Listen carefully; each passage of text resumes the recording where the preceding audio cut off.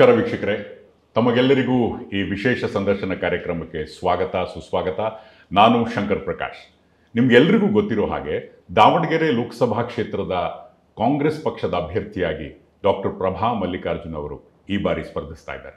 ಸಮಾಜದ ಕಟ್ಟಕಡೆಯ ವ್ಯಕ್ತಿಯೂ ಸಹ ಅತ್ಯಂತ ಸಂತೋಷದಿಂದ ಇರಬೇಕು ಅನ್ನುವಂತಹ ಕಾಳಜಿ ಡಾಕ್ಟರ್ ಪ್ರಭಾ ಅವರದು. ಜೊತೆಗೆ ಕ್ಷೇತ್ರದ ಸರ್ವಾಂಗೀಣ ಅಭಿವೃದ್ಧಿಯ ನಿಟ್ಟಿನಲ್ಲಿ ಅವರ ಹಲವು ಆಲೋಚನೆಗಳಿವೆ, ಹಲವು ಯೋಜನೆಗಳಿವೆ. ಪ್ರತಿಯೊಬ್ಬರ ಮನಗಳಲ್ಲೂ ಸಹ ಸಂತೋಷದಿಂದ ತುಂಬಿರಬೇಕು ಅನ್ನುವಂತಹ ದೊಡ್ಡ ಆಶಯವನ್ನು ಹೊಂದಿದ್ದಾರೆ. ಆದರೆ ಕ್ಷೇತ್ರದ ಜನತೆಯಾಗಿರ್ತಕ್ಕಂಥ ನೀವು, ನಿಮ್ಮ ಮನಸ್ಸಿನಲ್ಲಿ ಅನೇಕ ಪ್ರಶ್ನೆಗಳು ಎದ್ದಿರಬಹುದು. ನಾವೆಲ್ಲ ಆ ಪ್ರಶ್ನೆಗಳನ್ನು ಕ್ರೋಢೀಕರಿಸಿ ಡಾಕ್ಟರ್ ಪ್ರಭಾ ಅವರಿಗೆ ಆ ಪ್ರಶ್ನೆಗಳನ್ನು ಕೇಳ್ತೀವಿ. ನಿಮ್ಮೆಲ್ಲರ ಪರವಾಗಿ ನಾನು ಆ ಪ್ರಶ್ನೆಗಳನ್ನು ಉತ್ತರಿಸೋದಕ್ಕೆ ಖುದ್ದಾಗಿ ಡಾಕ್ಟರ್ ಪ್ರಭಾ ಮಲ್ಲಿಕಾರ್ಜುನ್ ಅವರು ಇಲ್ಲಿದ್ದಾರೆ.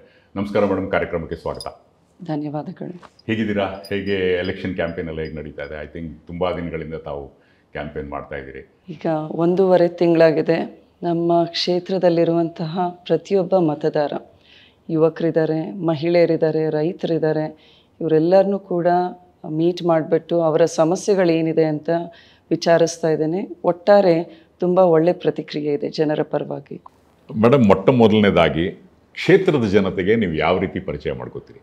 ಅಂದರೆ ಈಗ ನೀವು ಶಾಮನೂರು ಮನೆಯ ಸೊಸೆಯಾಗಿಯೋ ಅಥವಾ ದಾವಣಗೆರೆ ಜಿಲ್ಲೆಯ ನಾಗರಿಕಳಾಗಿಯೋ ಅಥವಾ ಕಕ್ಕರಗೊಳ್ಳದ ಗೌಡರ ಮಗಳಾಗಿಯೋ, ಇದು ಯಾವುದು? ನನ್ನ ಪ್ರಕಾರ ಇದೆಲ್ಲದೂ ಕೂಡ ಹೌದು. ಏಕೆಂದರೆ ನಾವು ಹುಟ್ಟಿದ ಊರು, ಅಲ್ಲಿಯ ಸಂಸ್ಕೃತಿ, ಜೊತೆಗೆ ಮದುವೆ ಆಗುವ ಒಂದು ಮನೆಯ ಗೌರವ, ಕೀರ್ತಿ, ಜೊತೆಗೆ ನಮ್ಮ ಕ್ಷೇತ್ರದ ಒಂದು ಅಭಿಮಾನ, ಇದೆಲ್ಲದೂ ಕೂಡ ಸೇರುತ್ತೆ. ಸೊ ದಾವಣಗೆರೆ ಜನತೆಗೆ ನಾನು ಕೂಡ ನಾಗರಿಕಳಾಗಿ ನಮ್ಮ ಕ್ಷೇತ್ರದ ಅಭಿವೃದ್ಧಿಗೆ ಇವತ್ತು ಪಣ ತೊಟ್ಟು ಕೆಲಸ ಮಾಡಬೇಕು ಅಂತ, ಇದೆಲ್ಲದೂ ಕೂಡ ನಾನು ಹೌದು ಅಂತ ಹೇಳಿಕ್ಕೆ ಇಷ್ಟಪಡ್ತೀನಿ. ಅಂದರೆ ಅದನ್ನು ಸಂಕ್ಷಿಪ್ತವಾಗಿ ಹೇಳೋದಾದ್ರೆ, ಈಗ ಒಂದು ಕ್ರಿಕೆಟ್ ಪಂದ್ಯವನ್ನು ಗೆಲ್ಲಬೇಕಾದ್ರೆ ಬ್ಯಾಟಿಂಗ್, ಬೌಲಿಂಗ್, ಫೀಲ್ಡಿಂಗ್ ಮೂರು ಇರಬೇಕು. ಸೊ ಈ ಮೂರು ಅಂಶಗಳಲ್ಲೂ ಇಲ್ಲಿ ಬಂದಿರೋದ್ರಿಂದ ಒಬ್ಬ ಆಲ್ರೌಂಡರ್ ಆಗಿ ನೀವು ಸಂಸತ್ ಸದಸ್ಯರಾಗಿ ಸ್ಪರ್ಧೆ ಮಾಡ್ತಾ ಇದ್ದೀರಾ.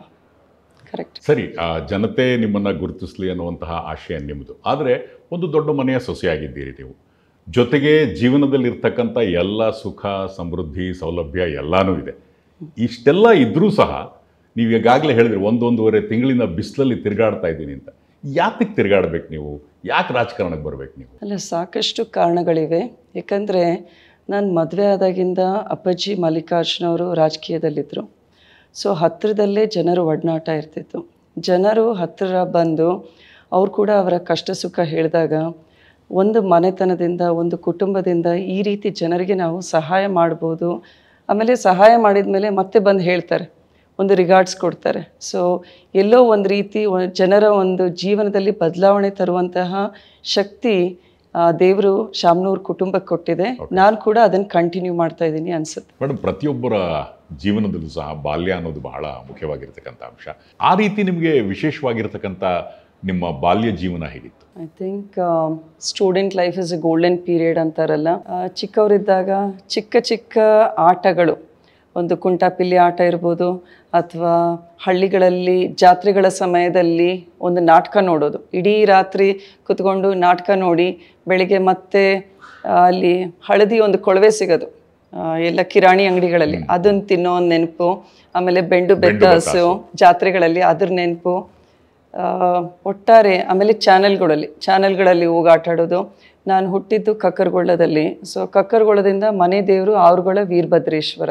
ಸೊ ಕಕ್ಕರಗೊಳ್ಳದಿಂದ ಬರೀ ಕಾಲಲ್ಲಿ ನಡ್ಕೊಂಡು ಹೋಗೋದು, ಅವ್ರುಗಳದಲ್ಲಿ ಮಧ್ಯ ಚಾನಲ್ಲು. ಸೊ ಹೋಗಿ ಬಿಸಿಲು ಏರಿರುತ್ತ ಹೋಗಿ ಚಾನಲ್ನಲ್ಲಿ ಕಾಲು ತೊಳ್ಕೊಳೋದು, ನೀರು ಮತ್ತೆ ನಡ್ಕೊಂಡು ಹೋಗೋದು. ಸೊ ಈ ಎಲ್ಲ ನೆನಪುಗಳು ಚೆನ್ನಾಗಿ ಅನಿಸುತ್ತೆ ನಿಜವಾಗ್ಲೂ. It's a very happy childhood. ಅದ್ರ ಜೊತೆಗೆ as a student I was an all rounder. Sports ಇರ್ಬೋದು, drama, then science exhibitions, art exhibitions, sports ಆಡ್ತಾ ಇದ್ದೆ. ಜೊತೆಗೆ ನಮ್ಮ ಸ್ಕೌಟ್ಸ್ ಆ್ಯಂಡ್ ಗೈಡ್ಸ್ ಮೂಲಕ ಕೂಡ ಸಾಕಷ್ಟು ಕ್ಯಾಂಪ್ಸ್ ಅಟೆಂಡ್ ಮಾಡ್ತಿದ್ವಿ. ಅಲ್ಲೂ ಕೂಡ ಟೆಂಟ್ಸ್ನಲ್ಲಿ ಉಳ್ಕೊಂಡಿರೋ ಅನುಭವ, ಜೊತೆಗೆ ಕಚ್ಚಾ ಟಾಯ್ಲೆಟ್ಸ್ ಯೂಸ್ ಮಾಡೋದು, ಅದನ್ನ ಈಗಲೂ ಕೂಡ ತಮಾಷೆಯಿಂದ ನನ್ನ ಮಕ್ಕಳ ಜೊತೆ ಶೇರ್ ಮಾಡ್ಕೊತೀನಿ. ಸೋಷಿಯಲ್ ಆ್ಯಕ್ಟಿವಿಟೀಸ್ನಲ್ಲಿ ಪಾರ್ಟಿಸಿಪೇಟ್ ಮಾಡೋದು. ನಮ್ಮ ಟೀಚರ್ಸ್ ಕೂಡ ಭಾಳ ಎಂಕರೇಜಿಂಗ್ ಇದ್ದರು. ನಮ್ಮ ಪ್ರಿನ್ಸಿಪಲ್ PK ಪ್ರಕಾಶ್ ರಾವ್ ಅಂತ, ಜೊತೆಗೆ ಶೋಭಾ ಹಿರೇಮಠ್ ಅಂತ. I really want to remember all these teachers because whatever ನಾನು ಈಗ ಏನೇ ಇದ್ದರೂ ಕೂಡ ಆ ಎಲ್ಲ ಅಂಶಗಳು ನನ್ನಲ್ಲಿ ಕಾಣಿಸುತ್ತೆ. ಯಾಕಂದರೆ ಸಾಕಷ್ಟು ಎಕ್ಸ್ಪೋಷರ್ ಸಿಕ್ತು ಸ್ಕೂಲ್ನಲ್ಲಿ. ಸೋಷಿಯಲ್ ಸರ್ವಿಸ್ ಆ್ಯಕ್ಟಿವಿಟೀಸ್ ಮಾಡಿದ್ವಿ, ವನ ಮಹೋತ್ಸವ ಕಾರ್ಯಕ್ರಮಗಳಿರ್ಬೋದು, ಆಮೇಲೆ ನ್ಯಾಷನಲ್ ಲೆವೆಲ್ ಕಾಂಪಿಟೀಷನ್ಸ್ನಲ್ಲಿ ಪಾರ್ಟಿಸಿಪೇಟ್ ಮಾಡಿದ್ವಿ. ಸೊ ಒಟ್ಟಾರೆ ಬಹಳನೇ ಎನ್ಕರೇಜಿಂಗ್ ಎನ್ವೈರ್ನ್ಮೆಂಟ್ ಇತ್ತು. ನಮ್ಮ principal teachers they really encourage me. ಆಗಿನ ಪೀರಿಯಡ್ನಲ್ಲಿ ನಮ್ಮ ಶೋಭಾ ಹಿರೇಮಠ್ ಅಂತ ನಮ್ಮ ಟೀಚರ್ ಇದ್ದರು. ಅವ್ರು ಕೂಡ ನೀನು ಸಿವಿಲ್ ಸರ್ವಿಸ್ ಎಕ್ಸಾಮಿಗೆ ಎಂಟ್ರೆನ್ಸ್ ಎಕ್ಸಾಮಿಗೆ ಪ್ರಿಪೇರ್ ಆಗು, ನಾನು ನಿನಗೆ ಮೆಟೀರಿಯಲ್ ತಂದು ಕೊಡ್ತೀನಿ ಅಂತ ಕೂಡ ಹೇಳಿದರು. ಬಟ್ ನನಗೆ ಫೋಕಸ್ ಇದ್ದಿದ್ದು ಆ್ಯಸ್ ಅ ಡಾಕ್ಟರ್ ನಾನು ವರ್ಕ್ ಮಾಡಬೇಕು ಅಂತ ಬಹಳ ಇಷ್ಟ ಆಯಿತು. ಸೊ ಹಾಗಾಗಿ ಐ ಟುಕ್ ಅಪ್ ಮೆಡಿಸಿನ್. ಈಗ ಬಾಲ್ಯದಲ್ಲಿ ಅತ್ಯುತ್ತಮವಾಗಿ ಕಳೀತು, ಸಾಕಷ್ಟು ವ್ಯಕ್ತಿತ್ವ ವಿಕಸನ ಆಯಿತು, ಕ್ಯಾರೆಕ್ಟರ್ ಡೆವಲಪ್ಮೆಂಟ್ ಆಯಿತು. ಆದರೆ ಕಾಲೇಜ್ನಲ್ಲಿ ಯಾವ ರೀತಿಯಾದಂತಹ ಒಂದು ಅನುಭವವನ್ನು ಪಡೆದ್ರಿ ಬಿಫೋರ್ ಜಾಯ್ನಿಂಗ್ ಮೆಡಿಸಿನ್? ನಮ್ಮ ತಂದೆಯವರು ಬಿರ್ಲಾ ಫ್ಯಾಕ್ಟ್ರಿನಲ್ಲಿ ಕೆಲಸ ಮಾಡ್ತಿದ್ದದ್ದು. ನಾವು ಇದ್ದಿದ್ದು ಕುಮಾರಪಟ್ಟಣಂ ಅಂತ. ಅಲ್ಲಿ ಒಂದು ಮಿನಿ ಇಂಡಿಯಾ ಅಂತ ಹೇಳ್ಬೋದು. ಕುಮಾರಪಟ್ಟಣಂ ಅಂದರೆ ಮಿನಿ ಇಂಡಿಯಾ. ಯಾಕಂದರೆ ಅಲ್ಲಿ ನಾರ್ತ್ ಅಂತೆ, ಸೌತ್ ಗುಜರಾತೀಸು, ರಾಜಸ್ಥಾನೀಸು, ಮಲಯಾಳೀಸ್, ತಮಿಳಿಯನ್ಸು, ಕನ್ನಡಿಗಾಸು, ಮಹಾರಾಷ್ಟ್ರದಿಂದ ಜನ. ಸೊ ಇಡೀ ಒಂದು ನಮ್ಮ ಭಾರತವೇ ಅಲ್ಲಿತ್ತು. ಮಿನಿ ಭಾರತ ಇತ್ತು. ಸೊ ಆನಂದ್ ಮೇಳ ಅಂತ ಇತ್ತು. ಸೊ ಎಲ್ಲ ತಾಯಂದರು ಕೂಡ ಅವತ್ತಿನ ದಿನ ಫುಡ್ ಕೋರ್ಟ್ಸ್ ಮಾಡ್ತಾಯಿದ್ರು. ಆಮೇಲೆ ನಾವು ಗರ್ಬಾ ಅದನ್ನು ಕೂಡ ಆಚರಿಸ್ತಾ ಇದ್ವಿ. ಅದಾದ ನಂತರ ನೆಕ್ಸ್ಟ್ ಡೆಂಟಲ್ ಕಾಲೇಜ್ ಸೇರಿದೆ, BDS ಕೋರ್ಸು. ದಾವಣಗೆರೆ ಹರಿಹರಿಗೆ ಬಸ್ನಲ್ಲಿ ಓಡಾಡಬೇಕಿತ್ತು. ಸೊ ಆವಾಗ ಕೂಡ ಎಲ್ಲರ ಥರ ನಾನು ಕೂಡ ಬಸ್ನಲ್ಲೇ ಓಡಾಡ್ತಾ ಇದ್ದೆ, ಆಟೋದಲ್ಲಿ ಓಡಾಡಿದ್ದೀನಿ. ನಡ್ಕೊಂಡು ಕೂಡ ಒಂದು 10 ರೂಪಾಯಿ 50 ರೂಪಾಯಿ ಸೇವ್ ಮಾಡಲಿಕ್ಕೆ ನಮ್ಮ ಬಸ್ ಸ್ಟಾಪಿಗೆ, ನಮ್ಮ ಕಾಲೇಜಿಂದ ಬಸ್ ಸ್ಟಾಪಿಗೆ ಹೋಗುವಾಗ ಕೂಡ ಸುಮಾರು ಸಲ ನಡ್ಕೊಂಡು ಹೋಗಿದ್ದೀನಿ, just to save that 10 rupees 50 rupees. Public dentistry ಅನ್ನೋದು ನನ್ನ ಫೇವ್ರೆಟ್ ಸಬ್ಜೆಕ್ಟ್ ಇತ್ತು. ಸಾಕಷ್ಟು ಹೆಲ್ತ್ ಕ್ಯಾಂಪ್ಸ್ ಎಲ್ಲ ಮಾಡಿ ಹಳ್ಳಿಗಳ ಮೇಲೆ ಹೋಗಬೇಕಿತ್ತು. ಜನರನ್ನು ಅವ್ರ ಓನ್ ಸರೌಂಡಿಂಗ್ಸ್ನಲ್ಲಿ ನೋಡೋದು, ಅವರ ಕಷ್ಟ ಸುಖನ ಹತ್ತಿರದಲ್ಲಿ ನೋಡೋದು, ಅದು ಸಮ್ವೇರ್ ಆ ಕಾರ್ಡ್ ಕನೆಕ್ಟ್ ಆಯಿತು ಅಂತ ಅನಿಸುತ್ತೆ. ಸೊ ಇದೆಲ್ಲ ನೆನೆಸ್ಕೊಂಡ್ರೆ ನಿಜವಾಗ್ಲೂ ಒಂದು ಸಾಮಾನ್ಯರಾಗಿ ಬದುಕೊಂಡು ಸಾಮಾನ್ಯ ಜನರ ಸಮಸ್ಯೆಗಳು ಎಷ್ಟಿರುತ್ತೆ ಅಂತ ಅರ್ಥ ಆಗುತ್ತೆ ನಮಗೆ. ಭಾಳ ಚೆನ್ನಾಗಿತ್ತು. ಅಂದರೆ ಇದರಿಂದ ನಿಮ್ಮಲ್ಲಿ ಸಾಕಷ್ಟು ಮೌಲ್ಯಗಳು ಅಡಕವಾದವು ಅಂತ ನಿಮ್ಗೆ ಅನ್ಸುತ್ತಾ? ಅಂದರೆ ನಿಮ್ಮ ವ್ಯಾಲ್ಯೂ ಸಿಸ್ಟಮ್ ಅದರಲ್ಲಿ ಡೆವಲಪ್ ಆಯಿತು ಅಂತ ತಮ್ಗೆ ಅನ್ಸುತ್ತಾ? Definitely it help us. Because ನಾವು ಯಾವುದೇ ವ್ಯಕ್ತಿ ನಮ್ಮ ಮನೆಗೆ ಬಂದರೂ ಕೂಡ ನೀವು ಯಾವ ಜಾತಿಯವರು, ನೀವು ಯಾವ ಧರ್ಮದವರು ಅಂತ ಎಂದೂ ಕೂಡ ಕೇಳಿಲ್ಲ. ಒಟ್ಟಾರೆ ನಿಮಗೆ ಏನೋ ತೊಂದರೆ ಇದೆ, ನಿಮಗೊಂದು ಸೊಲ್ಯೂಷನ್ ಕೊಡಬೇಕು ಅನ್ನೋದಷ್ಟೇ ಆದ್ಯತೆ ಇತ್ತು. ಸೊ ಆ ಒಂದು ಆದ್ಯತೆ ಇವತ್ತಿಗೂ ಸಹ ಮುಂದುವರಿತಾ ಬರೀತದೆ.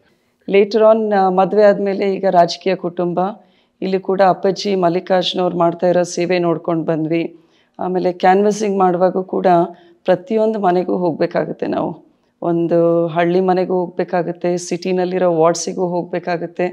ಪ್ರತಿಯೊಂದು ಕ್ಲಾಸಿನ ಜನನೂ ಮಾತಾಡಿಸ್ತೀವಿ, ಪ್ರತಿಯೊಂದು ಸಮಾಜದ ಜನರನ್ನು ನಾವು ಒಡನಾಟದಲ್ಲಿರ್ತೀವಿ. ಈ ರಾಜಕೀಯದ ವಿಚಾರದಲ್ಲಿ ಶ್ರೀ ಮಲ್ಲಿಕಾರ್ಜುನ್ ಅವರ ಬೆಂಬಲ ನಿಮ್ಗೆ ಹೇಗಿದೆ? ಮಲ್ಲಿಕಾರ್ಜುನ ಅವರು ಕ್ಯಾನ್ವಸಿಂಗ್ ಹೋಗಿ ಬಂದಿರೋದು, ಸೊ ಯಾವ ರೀತಿ ಒಂದು ಚುನಾವಣೆ ಪ್ರಚಾರ ನಡೀತು ಅನ್ನೋದು ಒಂದಿಷ್ಟು ಡಿಸ್ಕಷನ್ ಇರುತ್ತೆ. ಸೊ ಅದಾದಮೇಲೆ ಟೈಮ್ ಆಯಿತು, ಹೋಗಿ ಮಲ್ಕೋ, ಬೆಳಿಗ್ಗೆ ಮತ್ತೆ ನಿನ್ನ ರೂಟೀನ್ ಸ್ಟಾರ್ಟ್ ಆಗಬೇಕು ಅಂತ ಹೇಳಿ ಗೈಡ್ ಮಾಡ್ತಾರೆ. ಇಲ್ಲಿ ಲೋಕಲ್ಲಾಗಿ ಏನಾಗಬೇಕು, ಯಾವ ರೀತಿ ನಾವು ಅಭಿವೃದ್ಧಿ ಪಡಬೇಕು, ಯಾವ ರೀತಿ ನಾವು ಆರೋಗ್ಯಕರ ಜೀವನವನ್ನು ಮಾಡಬೇಕು, ಒಳ್ಳೆ ವಿದ್ಯಾಭ್ಯಾಸವನ್ನು ಕೊಡಬೇಕು ಅನ್ನೋ ನಿಟ್ಟಿನಲ್ಲಿ ನಾವು ಯೋಚನೆ ಮಾಡೋಣ ಅಂತ ಒಂದು ಕೆಲಸ ಕಾರ್ಯಗಳನ್ನ ನಮ್ಮ ಪ್ರಭಾ ಮಾಡ್ತದಾಳ. ಅವಳಿಗೆ ತಮ್ಮೆಲ್ಲರ ಒಂದು ಆಶೀರ್ವಾದ ಸದಾ ಬೇಕು. ಪ್ರಭಾ ಅವರು ಈ ರೀತಿ ಆರೋಗ್ಯ ಸೇವೆ ಮಾಡ್ಕೊಂಡು ಬರ್ತಾ ಇದ್ದಾರೆ, ಜನ ಬಳಕೆ ಇದೆ. ಸೊ ಎಂದೂ ಕೂಡ ಅವರು ಡೈರೆಕ್ಟಾಗಿ ಹೇಳಿಲ್ಲ ನನಗೆ ನನ್ನ ವ್ಯಕ್ತಿತ್ವದ ಬಗ್ಗೆ. ಇವತ್ತಿನ ದಿನ ಸಾವಿರಾರು ಜನದ ಮುಂದೆ ಅಪ್ರಿಷಿಯೇಟ್ ಮಾಡ್ತಾ ಇದ್ದಾರೆ. ಸೊ ಅದು ಕೂಡ ಎಲ್ಲ ಹೆಂಡತಿಗೂ ಒಂದು ಸಂತೋಷ ಕೊಡುತ್ತೆ. ತಮ್ಮ ಮನೆಯವರು ಅವ್ರ ಬಗ್ಗೆ ಒಳ್ಳೇದು ಹೇಳಿದರೆ it is what a woman as for, few words of appreciation. ನಾನು ಎಲ್ಲ ಕಡೆ ಹೇಳ್ತಾ ಇರ್ತೀನಿ, ನಾವು ಎಲ್ಲೇ ಸಿಂಗಪೂರ್ ಆಯಿತು, ಮಲೇಷ್ಯಾ ಟ್ರಿಪ್ಸ್ ಹೋದರೆ ನಮ್ಮ ಕ್ಯಾಮ್ರಾದಲ್ಲಿ ಆ ಒಂದು ದೇಶದ ಅಭಿವೃದ್ಧಿ ಕೆಲಸಗಳು, ಒಂದು UGD ಇರ್ಬೋದು, ಅಥವಾ ಬಸ್ ಸ್ಟಾಪ್ ಇರುತ್ತೆ, ಓಪನ್ ಜಿಮ್ಸ್ ಇರ್ತವೆ, ಆಮೇಲೆ ಸ್ಪೋರ್ಟ್ಸ್ ಫೆಸಿಲಿಟಿ. ಚೈನಾದಲ್ಲಿ ಸಾಕಷ್ಟು ಓಪನ್ ಟೇಬಲ್ ಟೆನ್ನಿಸ್ ಕೋರ್ಟ್ಸು, ಈ ರೀತಿ ವ್ಯವಸ್ಥೆ ಇರುತ್ತೆ. ಸೊ ಇವೆಲ್ಲವೂ ಕೂಡ ಕ್ಯಾಪ್ಚರ್ ಮಾಡಿ ನಾವು ವಾಪಸ್ ಬಂದಮೇಲೆ ಅದನ್ನೆಲ್ಲ ಒಂದು ಆಲ್ಬಮಿಗೆ ಟ್ರಾನ್ಸ್ಫರ್ ಮಾಡೋದು.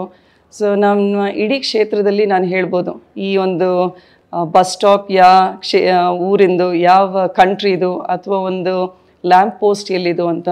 ಸೊ ಯಾವಾಗಲೂ ಕೂಡ ಅಭಿವೃದ್ಧಿಯ ಚಿಂತನೆಯಲ್ಲಿರುವಂತಹ ಮಲ್ಲಿಕಾರ್ಜುನ್ ಕೂಡ ರಾಜಕೀಯವಾಗಿ ಅವ್ರು ಮಾಡುವಂತಹ ಒಂದು ಮುಂದಿನ ಆಲೋಚನೆ, ದೂರದೃಷ್ಟಿ, ಆಮೇಲೆ ಸಮಾಜದ ಪರವಾಗಿ ಇರುವಂತಹ ಅವರ ಸದಾ ಚಿಂತನೆ. ನಾವು ಯಾವಾಗಲೂ ಹೇಳ್ತಾರೆ ಜನ, ಇಡೀ ದಾವಣಗೆರೆ ಕ್ಷೇತ್ರದ ಬ್ಲೂ ಪ್ರಿಂಟ್ ಅವ್ರ ತಲೆಯಲ್ಲಿದೆ ಅಂತ. ಸೊ ಅವರನ್ನು ನಾನು ಹತ್ತಿರದಲ್ಲಿ ನೋಡಿದ್ದೀನಿ, ಯಾಕೆ ಈ ರೀತಿ ಇದ್ದಾರೆ ಅಂತ. ಸೊ ಸಾಕಷ್ಟು ಸ್ಫೂರ್ತಿ ಅವರಿಂದನೂ ಸಿಕ್ಕಿದೆ ನಮಗೆ. And definitely he is a role model. ಅಂದರೆ ನೀವು ಕುಟುಂಬದ ಪ್ರವಾಸಕ್ಕೆ ಹೋದರೆ it's not just entertainment, lot of work. Yes, ಈ ಕಾರ್ಯಕ್ರಮನ ನೋಡ್ತಾ ಇರುವಂಥ ಎಲ್ಲ ವೀಕ್ಷಕರಿಗೂ ಅನಿಸಿರ್ಬೋದು, ಇವರು ಮನೆ ಮಟ್ಟಿಗೆ ಒಂದು ಬ್ರೇಕ್ ತಗೋಬೇಕು ಅಂತ ಫಾರಿನ್ಗೆ ಹೋದರೆ ಅಲ್ಲೂ ಸಹ ಕ್ಷೇತ್ರದ ಚಿಂತೆ ಮಾಡ್ತಾ ಇರೋದು ಸಹ ಐ ಥಿಂಕ್ ಎಲ್ಲ ವೀಕ್ಷಕರು ಸಹ ಇದನ್ನು ಖಂಡಿತವಾಗ್ಲೂ ಗಮನ ಇಡ್ತಾರೆ ಅಂತಾನೆ ಹೇಳ್ಬೋದು. ಈಗ ಅಂದರೆ ಈಗ ನೀವು ಹೇಳಿರೋ ಮಾತುಗಳನ್ನು ಕೇಳಿದ್ರೆ ನಿಮ್ಮ ಪತಿಯವರಿಂದ ಸಾಕಷ್ಟು ಬೆಂಬಲ ಇತ್ತು ನಿಜ, ಆದರೆ ಮಕ್ಕಳು ಅವರ ಒಂದು ಬೆಂಬಲ ಹೇಗಿತ್ತು ಈ ಮಕ್ಕಳಿಗೆ? ಆದರೆ ವಿಶೇಷವಾಗಿ ನಾವು ನಿಮ್ಮ ಮಗ ಸಮರ್ಥ್ ಅವರು ಹಿಂದಿನ ಚುನಾವಣೆಯಲ್ಲಿ ಬರಿಗಾಲ್ನಲ್ಲಿ ನಡೆದಂತಹ ಒಂದು ಅಭೂತಪೂರ್ವ ಒಂದು ಕ್ಷಣ ಅದು. ಅಂದರೆ ಅವರು ಆ ರೀತಿ ಮಾಡಬೇಕಾದ್ರೆ ನಿಮ್ಮ ಮನೆಯಲ್ಲಿರ್ತಕ್ಕಂಥ ಸಂಸ್ಕಾರ, ಆ ರೀತಿಯಾದಂತಹ ಗುಣಗಳು ಅವರಲ್ಲಿ ಬಂದು ಆ ರೀತಿ ಅವರು ಮಾಡಿದ್ದಾರೆ. ಇದು ನಿಜಕ್ಕೂ ಖಂಡಿತವಾಗ್ಲೂ ಶ್ಲಾಘನೀಯವಾಗಿರ್ತಕ್ಕಂಥ ಒಂದು ವಿಷಯ ಅಂತಲೇ ಹೇಳಬೇಕು. ನಮ್ಮ ಒಂದು ಅಪ್ಪಾಜಿಯವರ ಸಂಸ್ಕೃತಿ, ಶಾಮನೂರು ಕುಟುಂಬದ ಹಿರಿಮೆಯಾಗಿ ಅವರೆಲ್ಲರೂ ಸಾರ್ವಜನಿಕ ಜೀವನದಲ್ಲಿ ಗುರುತಿಸ್ತಾ ಇದ್ದಾರಲ್ಲ, ನನಗೂ I am a proud mother. ಜೊತೆ ಈ ಬಾರಿನೂ ಸಹ ಅವರು ಅದೇ ರೀತಿಯಾದಂತಹ ಒಂದು ಪ್ರಯತ್ನ ಮಾಡ್ತಾ ಇದ್ದಾರೆ ಅಂತ ಕೇಳ್ಬಿಟ್ಟೆ. ಅದಕ್ಕೆ ಏನು ಅನ್ಸುತ್ತೆ ನಿಮಗೆ? ಚುನಾವಣೆ ಸ್ಟಾರ್ಟ್ ಆಗೋಕ್ಕೂ ಮುಂಚೆ ಫಸ್ಟ್ ನಾನು ಸಮರ್ಥಿಗೆ ಹೇಳಿದ್ದೆ, ನಮ್ಮ ದೊಡ್ಡ ಮಗನ ಹೆಸರು ಸಮರ್ಥ, ಈ ಸಲ ಮಾತ್ರ ನೀನು ಬರೀ ಕಾಲಲ್ಲಿ ಓಡಾಡೋಂಗಿಲ್ಲ, ಭಾಳ ಬಿಸಿಲಿದೆ ಅಂತ. ಬಟ್ ಅದು ನಾಮಿನೇಷನ್ ಫೈಲ್ ಮಾಡೋ ದಿನವೇ ಶುರು ಮಾಡಿಬಿಟ್ಟ, ಬರೀ ಕಾಲಲ್ಲಿ ಓಡಾಡೋಕ್ಕೆ ಶುರು ಮಾಡ್ದೆ. ಸಮರ್ಥು ಇಡೀ 8 ಕ್ಷೇತ್ರದಲ್ಲಿ ಕ್ಯಾನ್ವಸಿಂಗ್ ಮಾಡ್ತಾ ಇದ್ದಾನೆ, ಯುವಕರ ಜೊತೆ ಜಾಸ್ತಿ ಓಡಾಡ್ತಾ ಇದ್ದಾನೆ. ಇನ್ನು ಕೆಲವು ಸಲ ನಾನು ಊಟಕ್ಕೆ ಕೂತ್ಕೊಂಡಿದ್ರೆ ಬಂದು ಊಟಕ್ಕೆ ನೀಡೋದು. ಸೊ ಈ ಸಣ್ಣ ಸಣ್ಣ ಒಂದು ಜೆಸ್ಚರ್ಸ್ ಅಂತ ಹೇಳ್ತೀವಲ್ಲ, ಇದು ಕೂಡ ನನಗೆ ಸ್ಫೂರ್ತಿ ತರುತ್ತೆ. ನನ್ನ 2ನೇ ಮಗಳ ಹೆಸರು ಶ್ರೇಷ್ಠ, ಅವಳು ಕೂಡ ದಾವಣಗೆರೆ ಸಿಟಿ ಲಿಮಿಟ್ಸ್ನಲ್ಲಿ ನಮ್ಮ ಶಾಮನೂರು ಕುಟುಂಬದ ಅಭಿಮಾನಿಗಳ ಜೊತೆ ಅವಳು ಕೂಡ ಕ್ಯಾನ್ವಸಿಂಗ್ ಮಾಡ್ತಾ ಇದ್ದಾಳೆ. ಕೊನೆ ಮಗ ಶಿವ, ಅವನು ಹಾಸ್ಟೆಲ್ನಲ್ಲಿದ್ದಾನೆ. ಅವನಿಗೂ ಕೂಡ ನಾನು ಜಸ್ಟ್ ಬಿಫೋರ್ ನಾಮಿನೇಷನ್ ಹೇಳಿದೆ, ಶಿವ ನಾನು MP ಎಲೆಕ್ಷನಿಗೆ ಕಂಟೆಸ್ಟ್ ಮಾಡ್ತಾ ಇದ್ದೀನಿ ಅಂತ. ಓಕೆ ಮಾ, ಆಲ್ ದ ಬೆಸ್ಟ್ ಅಂತ ಹೇಳಿದ್ದಾನೆ. ಇನ್ಸ್ಟಾಗ್ರಾಮ್ನಲ್ಲಿ ಆವಾಗಿವಾಗ ನೋಡ್ತಾ ಇರ್ತಾನೆ ದಾವಣಗೆರೆಯಲ್ಲಿ ಆಗ್ತಾ ಇರೋದು. So all 3 children are very supportive. ಇವೆಲ್ಲಕ್ಕಿಂತ ಮುಖ್ಯವಾಗಿ ಅಪ್ಪಾಜಿಯವರು ಯಾವ ರೀತಿ ನಮ್ಮ ಚುನಾವಣೆಯಲ್ಲಿ ಸಪೋರ್ಟ್ ಮಾಡ್ತಾ ಇರೋದ್ರ ಬಗ್ಗೆ ಹೇಳಬೇಕಾಗಿದೆ ನಿಮಗೆ ಇವತ್ತಿನ ದಿನ. ದಾವಣಗೆರೆ ದಕ್ಷಿಣ ಕ್ಷೇತ್ರದಲ್ಲಿ ಹಳ್ಳಿಗಳಲ್ಲಿ, ಗ್ರಾಮೀಣ ಭಾಗದಲ್ಲಿ ಕ್ಯಾನ್ವಸಿಂಗ್ ಇಟ್ಕೊಂಡಿದ್ವಿ.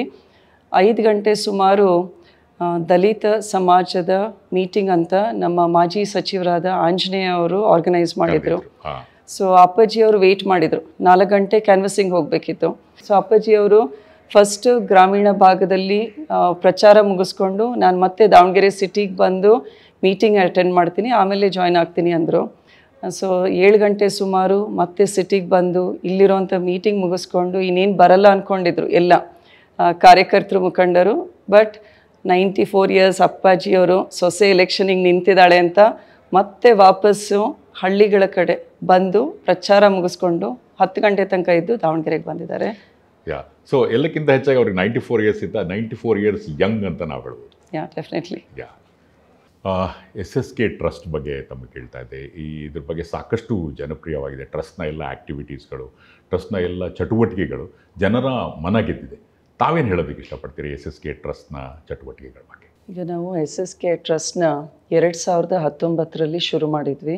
ಡಯಾಲಿಸಿಸ್ ಕೇರ್ ಅಂತ ಶುರು ಮಾಡಿದ್ವಿ. ಅಪ್ಪಾಜಿ ಆಮೇಲೆ ಮಲ್ಲಿಕಾರ್ಜುನವರಿಗೆ ನಮ್ಮ ಶ್ರಮಿಕರು ಭಾಳಷ್ಟು ಜನ ಡಯಾಲಿಸಿಸ್ ಸರ್ವಿಸ್ ಬಗ್ಗೆ ಬಂದು ಕೇಳ್ತಾಯಿದ್ರು. ಸೊ ಅದಕ್ಕೋಸ್ಕರ ನಾವು ಸ್ಟಾರ್ಟ್ ಮಾಡಿದ್ದು ಫಸ್ಟ್ ಡಯಾಲಿಸಿಸ್ ಕೇರ್ ಅಂತಾನೆ. ಅದಾದಮೇಲೆ ನಾವು SSK ಟ್ರಸ್ಟಿಂದ ಸಾಕಷ್ಟು ಆರೋಗ್ಯ ಶಿಬಿರಗಳನ್ನು ಮಾಡ್ಕೊಳ್ತಾ ಬಂದ್ವಿ ಗ್ರಾಮೀಣ ಭಾಗದಲ್ಲಿ. ಇಲ್ಲಿವರೆಗೂ ಸುಮಾರು 16,000 ಉಚಿತ ಡಯಾಲಿಸಿಸ್ ಸೈಕಲ್ ಮಾಡಿದ್ದೀವಿ. 16,000. ಆಮೇಲೆ ಸುಮಾರು 480 ಮಹಿಳೆಯರಿಗೆ ಅವ್ರಿಗೂ ಕೂಡ ಉಚಿತವಾಗಿ ಹೆರಿಗೆ ಸೇವೆ ಮಾಡಿಸಿದ್ದೀವಿ. ಆಮೇಲೆ ನಮ್ಮ ಸೀನಿಯರ್ ಸಿಟಿಸನ್ಸ್ ಅವ್ರಿಗೂ ಕೂಡ ಕಣ್ಣಿನ ಪೊರೆ ಚಿಕಿತ್ಸೆ, ಅದು ಕೂಡ ಸುಮಾರು 500 ಚಿಲ್ಲರ ಉಚಿತ ಕಣ್ಣಿನ ಪೊರೆ ಚಿಕಿತ್ಸೆ ಆಗಿದ್ದಾವೆ. ಇದ್ರ ಜೊತೆಗೆ ಒಂದು ಸಲ ಏನಾಯಿತು ಅಂದರೆ, ಒಬ್ಬ 70 ವರ್ಷದ ಮಹಿಳೆ ಅವಳು ನಮ್ಮ ಹತ್ರ ಬಂದುಬಿಟ್ಟು ಆಸ್ಪತ್ರೆಯಲ್ಲಿ ಬಟ್ಟೆ ಒದ್ದೆ ಆಗ್ತಿದೆ ಅಂತ ಶುರು ಮಾಡಿದ್ಲು. ಈಗ ಬಟ್ಟೆ ಒದ್ದೆ ಆಗ್ತಾಯಿದೆ ಅಂತ ಡಾಕ್ಟರ್ಸ್ ಎಲ್ಲ ಚೆಕಪ್ ಮಾಡಿದ ಮೇಲೆ ನೋಡಿದರೆ ಅವಳಿಗೆ ಸ್ತನದ ಕ್ಯಾನ್ಸರ್ ಇದೆ, ಅದು 4th ಸ್ಟೇಜ್ನಲ್ಲಿದೆ. ಅವಳನ್ನು ಈಗಲೇ ಆಪ್ರೇಟ್ ಮಾಡಬೇಕು ಅಂತ ಡಾಕ್ಟರ್ಸ್ ಹೇಳಿದರು. ಆಮೇಲೆ ಎಲ್ಲ ಕಡೆ ಸ್ಪ್ರೆಡ್ ಆಗಿದೆ ಕ್ಯಾನ್ಸರ್. ಅವಳೆಲ್ಲ ಲಂಗ್ಸಿಗೆ, ಕಿಡ್ನಿಗೆ ಎಲ್ಲ ಸ್ಕ್ಯಾನ್ ಎಲ್ಲ ಮಾಡಿ ನೋಡಿದರು. ಬಟ್ ಈ ಮಹಿಳೆ ಏನು ಹೇಳಿದ್ಲು, ನಾನು ಬಂದಿರೋದು ಪಕ್ಕದ ಮನೆಯವ್ರ ಜೊತೆಗೆ, ಹಬ್ಬ ಬೇರೆ ಇದೆ, ಸೊ ಈಗೇನು ಮಾಡ್ಸೋಕ್ಕಾಗಲ್ಲ, ಮನೆಗೆ ಹೋಗಿ ನಾನು ಇನ್ನೊಂದು ದಿನ ಬರ್ತೀನಮ್ಮ ಅಂತ. ಸೊ ಆಮೇಲೆ ನಮ್ಮ ಡಾಕ್ಟರ್ಸು ಅವರಿಗೆಲ್ಲ ಕನ್ಸರ್ವೇಟಿವ್ ಟ್ರೀಟ್ಮೆಂಟ್ ಕೊಟ್ಟು ಆಪ್ರೇಷನ್ ಅಂತೂ ಮಾಡಲೇಬೇಕು ಅಂತ ಹೇಳಿ ಸರ್ಜರಿ ಮಾಡಿ ಇನ್ನೊಂದು ದಿನ ಬಂದು ಮತ್ತೆ ಟ್ರೀಟ್ಮೆಂಟ್ ತೊಗೊಂಡ್ಲವಳು. ಸೊ ಈ ಸಿಚುವೇಶನ್ ನೋಡಿದಾಗ ಅದೇ ಅನಿಸ್ತು, ಕ್ಯಾನ್ಸರ್ ಬಗ್ಗೆ ಜನರಲ್ಲಿ ಮಾಹಿತಿ ಕಡಿಮೆ ಇದೆ, ಜೊತೆಗೆ ಒಂದು ಬಡತನ, ಆಮೇಲೆ ಆಸ್ಪತ್ರೆಗಳ ಒಂದು ಆಕ್ಸೆಸಿಬಿಲಿಟಿ, ಅವೈಲಬಿಲಿಟಿ ಇದೆಲ್ಲದೂ ಕೂಡ ಕಡಿಮೆ ಇದೆ. ಸೊ ಅದರಿಂದ ಅದನ್ನು ನೋಡಿಬಿಟ್ಟು ಎಂಟೈರ್ ಸಿಟಿದು ಸ್ಟ್ಯಾಟಿಸ್ಟಿಕ್ಸ್ ತೊಗೊಂಡ್ವಿ. ನಮ್ಮ DHO ಅವ್ರ ಹತ್ರ ಮಾತಾಡಿಬಿಟ್ಟು ಕ್ಯಾನ್ಸರ್ ಬಗ್ಗೆ ಹೆಚ್ಚಿನ ಒಂದು ಯಾವ್ಯಾವ ಕ್ಯಾನ್ಸರ್ ಜಾಸ್ತಿ ಇದೆ, ಆಮೇಲೆ ಅದರ ಒಂದು ಪ್ರಿವಲೆನ್ಸ್ ಏನಿದೆ ಅಂತ ಎಲ್ಲ ಮಾಹಿತಿ ತಗೊಂಡು ಗರ್ಭಕೋಶದ ಕ್ಯಾನ್ಸರ್ ಮತ್ತು ಸ್ತನದ ಕ್ಯಾನ್ಸರ್ ಬಗ್ಗೆ ಈಗ ಹೆಚ್ಚಿನ ಕೆಲಸ ಮಾಡ್ತಾಯಿದ್ದೀವಿ. ಬರುವ ದಿನಗಳಲ್ಲಿ ದಾವಣಗೆರೆ ನಗರ ಅಂದ್ಕೊಂಡಿದ್ವಿ, ಈಗ ಇಡೀ ದಾವಣಗೆರೆ ಜಿಲ್ಲೆಯನ್ನು ಗರ್ಭಕೋಶ ಮತ್ತು ಸ್ತನ ಕ್ಯಾನ್ಸರ್ ಮುಕ್ತ ಪ್ರದೇಶ ಅನ್ನೋ ಮಾಡುವ ನಿಟ್ಟಿನಲ್ಲಿ ಕೆಲಸ ಮಾಡ್ತೀನಿ ಅನಿಸುತ್ತೆ ನನಗೆ. ಈಗ ಸದ್ಯಕ್ಕೆ ನಮ್ಮ ಬಾಪೂಜಿ ವಿದ್ಯಾಸಂಸ್ಥೆಯಲ್ಲಿರುವಂತಹ ಎಲ್ಲ ಶಾಲಾ ಕಾಲೇಜ್ಗಳಲ್ಲಿ ಪ್ರತಿಯೊಂದು ಸ್ಟೂಡೆಂಟಿಗೂ ಕೂಡ ಈ ರಕ್ತದಾನ ಮತ್ತು ರಕ್ತಹೀನತೆ ಬಗ್ಗೆ ಮಾಹಿತಿ ಕೊಡ್ತಾ ಬರ್ತಾ ಇದ್ದೀವಿ. ಅವರೂ ಕೂಡ ಒಂದು ಸೊಸೈಟಿ ಕಾಳಜಿ ಇರಬೇಕು, ಸಮಾಜದ ಬಗ್ಗೆ ಕಾಳಜಿ ಇರಲಿ, ಮುಂದೆ ನೀವು ಕೂಡ ರಕ್ತದಾನಿಗಳಾಗ್ರಿ, ಆ ರಕ್ತದ ಒಂದು ಅವಶ್ಯಕತೆ ಎಷ್ಟಿದೆ ಈ ರೀತಿ ಒಂದು ಸಂಪೂರ್ಣ ಮಾಹಿತಿ ನಮ್ಮ ಟೀಮ್ ಹೋಗಿ ಆ ಮಕ್ಕಳಿಗೆ ಕೊಡ್ತಾ ಇದ್ದೀವಿ. ಆಮೇಲೆ ಮುಗುಳ್ನಗೆ ಅನ್ನೋ ಕಾರ್ಯಕ್ರಮದ ಮೂಲಕ ಎಲ್ಲ ಸರ್ಕಾರಿ ಶಾಲೆಗಳಲ್ಲಿ ನಮಗೆ 2 ಡೆಂಟಲ್ ಕಾಲೇಜಸ್ ಇದೆ, ಬಾಪೂಜಿ ಡೆಂಟಲ್ ಕಾಲೇಜ್ ಮತ್ತು ಕಾಲೇಜ್ ಆಫ್ ಡೆಂಟಲ್ ಸೈನ್ಸ್. ನಮ್ಮ 2 ಟೀಮ್ನ ಡಾಕ್ಟರ್ಸು ಸಣ್ಣ ಮಕ್ಕಳು, they are all in the ಬೆಳೆಯುವಂತಹ ವಯಸ್ಸಿನಲ್ಲಿರುವಂಥ ಮಕ್ಕಳು, ಪ್ರೈಮರಿ ಮಿಡಲ್ ಸ್ಕೂಲ್ನಲ್ಲಿರ್ತಾರೆ. ಆ ಮಕ್ಕಳಿಗೆ ನಾವು ಮಾಡೆಲ್ಸ್ ಎಲ್ಲ ತೊಗೊಂಡೋಗಿ ದೊಡ್ಡ ದೊಡ್ಡ ಬ್ರಷ್ ಇಟ್ಕೊಂಡು ಕರೆಕ್ಟ್ ಬ್ರಷಿಂಗ್ ಟೆಕ್ನಿಕ್ ಹೇಳ್ಕೊಡ್ತಾ ಇದ್ದೀವಿ. ನೀವು ಮನೆಗೆ ಹೋಗಿ ನಿಮ್ಮ ದೊಡ್ಡವ್ರು ಇರ್ತಾರಲ್ಲ ಅವರಿಗೂ ಇದನ್ನು ಹೇಳ್ಕೊಡ್ಬೇಕು ಅಂತ. ಸೊ ಒಂದು ರೀತಿ I feel it's like a movement. ಒಂದು ಸರಿಯಾದ ಹ್ಯಾಬಿಟ್ಸ್ನ ನಾವು ಮಕ್ಕಳಿಗೆ ಚಿಕ್ಕವರಿದ್ದಾಗ ಹೇಳ್ಕೊಟ್ರೆ ಅವರು ಅದನ್ನು ಕಂಟಿನ್ಯೂ ಮಾಡ್ತಾರೆ. ಸೊ ಅದು ಮುಗುಳ್ನಗೆ ಕಾರ್ಯಕ್ರಮ. SSK ಟ್ರಸ್ಟ್ನ ಚಟುವಟಿಕೆಗಳ ಬಗ್ಗೆ ಸಾಕಷ್ಟು ಮಾಹಿತಿಯನ್ನು ಕೊಟ್ಟರೆ, ಆದರೆ ಇತ್ತೀಚಿನ ದಿನಗಳಲ್ಲಿ ಕೋವಿಡ್ ಸಂದರ್ಭ ಇರ್ಬೋದು, ಅದಾದ ನಂತರ ಸಾಕಷ್ಟು ಹೃದಯ ಸಂಬಂಧಿ ಕಾಯಿಲೆಗಳು ಹುಟ್ಕೊಂಡಿದೆ. ನಗರ ಪ್ರದೇಶಗಳಲ್ಲಿರ್ಬೋದು, ಗ್ರಾಮಾಂತರ ಪ್ರದೇಶಗಳಲ್ಲಿರ್ಬೋದು, ಆರೋಗ್ಯದ ಕಡೆಗೆ ಅಷ್ಟು ಗಮನ ನೀಡೋದಿಲ್ಲ. ಈ ನಿಟ್ಟಿನಲ್ಲಿ ನಿಮ್ಮ ಟ್ರಸ್ಟ್ ಏನಾರ ಕೆಲಸಗಳನ್ನು ಮಾಡಿದೆಯಾ? ಅಲ್ಲ, ಇದಕ್ಕೆ ಸಾಕಷ್ಟು ಉದಾಹರಣೆಗಳಿವೆ. ಒಂದು ಕಡೆ ನಾನು ಹೋದಾಗ ಗಂಡ ಹೆಂಡತಿ ಇಬ್ಬರು ಚೆಕಪಿಗೆ ಬಂದಿದ್ದರು. ಗಂಡ ಬರೀ ಒತ್ತು ಕೊಟ್ಟು ಹೆಂಡ್ತಿಗೆ ನಿನಗೆ BP ಇದೆ ತೋರಿಸ್ಕೊ ಅಂತ, ಅವಳು ಜಗಳ ಗಂಡಂಗೆ, ನಿಮಗೆ BP ಇದೆಲ್ಲ ನೀವು ಮಾತ್ರೆ ನುಂಗ್ತಾ ಇಲ್ಲ ತೋರಿಸ್ರಿ ಅಂತ.